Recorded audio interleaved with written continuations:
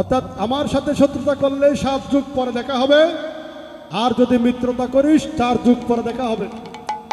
জয় বিজয়কে বলছেন অপশন বেছে নাও।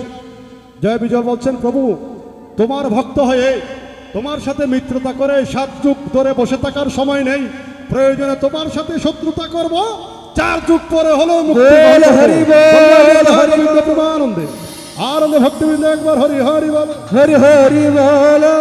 যেই কথা সেই কাজ, সে জয় আর বিজয় সত্য যুগে জন্মগ্রহণ করলেন হিরণ্যকশিপু আর হিরণ্যাক্ষী।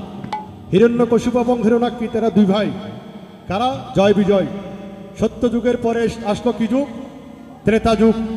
ত্রেতা যুগে রাবণ আর কুম্ভকর্ণ, এরা দুই ভাই, ওই জয় আর বিজয়। বুঝা গেছে বাবা? দাপর যুগে শিশুপাল দন্তবক্র, এরা দুই ভাই, ওই জয় আর বিজয়। যুগে যুগে শত্রুতা করতে ভগবানের সাথে। এবং কলিযুগে জগাই আর মাধাই, সে জগাই আর মাধাই ওই দাপর যুগের শিশুপাল দন্তবক্র, ওই জয় আর বিজয়। যুগ যুগ ধরে 4 যুগ ধরে ভগবানের সাথে শত্রুতা করে অবশেষে হরি নামে পার হয়ে গেছে সবাই। হরে কৃষ্ণ হরে কৃষ্ণ